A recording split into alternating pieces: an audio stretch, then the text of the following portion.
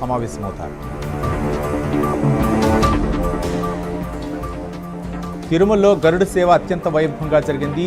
సర్వాలంకర భూషితుడైన శ్రీ మలయప్ప స్వామి వారు గరుడ వాహనంపై ఆలయ మాడవీధిలో విహరించగా భక్తులు హారతులు సమర్పించి గోవిందనామ స్మరణలతో భక్తి పార్వశ్యంలో పాల్గొన్నారు. శ్రీశైలం మండలం లింగాలగట్లో స్థానిక ఎమ్మెల్యే బుడ్డా రాజశేఖర రెడ్డి 3వ రోజు పర్యటించారు. ఇక కూటమి ప్రభుత్వం అమలు చేస్తున్న సంక్షేమ పథకాలపై ఇంటింటికి ప్రచారం నిర్వహించారు.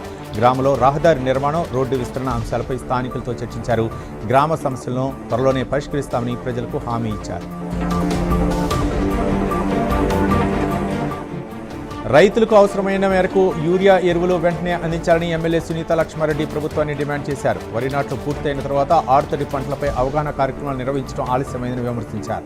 రైతుల సమస్యలపై ప్రభుత్వం తక్షణమే స్పందించాలని కోరారు.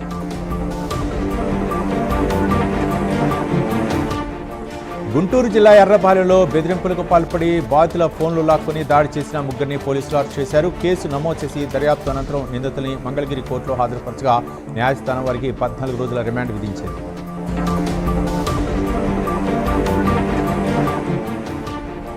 ఎన్టీఆర్ జిల్లా టీడీపీ ఎస్సీ సెల్ అధ్యక్షుడు సొంగ సంజయ్ వరంపై భార్య ఫిర్యాదు చేసింది. ఇక మద్యం సేవించి దాడి చేశాడని శాంతిశ్రీ ఆరోపించారు. తనకు ప్రాణహాని ఉందని పోలీసు రక్షణ కోరారు.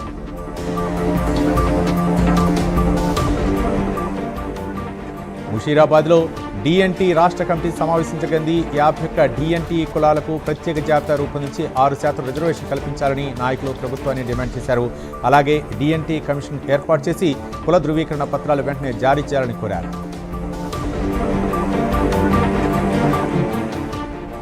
కొమరం భీం ఆసిఫాబాద్ జిల్లాలో 2 రోజులుగా కురుస్తున్న భారీ వర్షాలతో వట్టివాగు ప్రాజెక్టులకు భారీగా వరద నీరు చేరుతోంది. ఇంట్లో పెరగడంతో 3 గేట్లను ఎత్తి దిగువకు నీటిని విడుదల చేస్తున్నారు. ప్రాజెక్టు పరివాహక ప్రాంతాల ప్రజలు అప్రమత్తంగా ఉండాలని అధికారులు హెచ్చరించారు.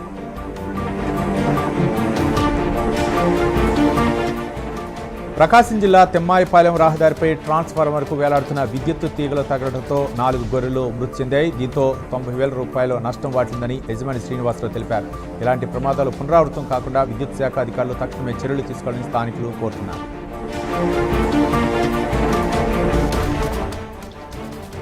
ఆదిలాబాద్ జిల్లాలో ఎడతెరిపి లేకుండా వర్షం కురుస్తుంది. 3 రోజులుగా కురుస్తున్న వర్షాలతో వాగులు, వంకలు, జలపాతాలు పొంగి పొర్లుతుండగా రైతుల్లో ఆనందం నెలకొంది. మరో 2 రోజుల పాటు మోస్తరు నుంచి భారీ వర్షాలు కురిసే అవకాశం ఉందని వాతావరణ శాఖ తెలిపింది.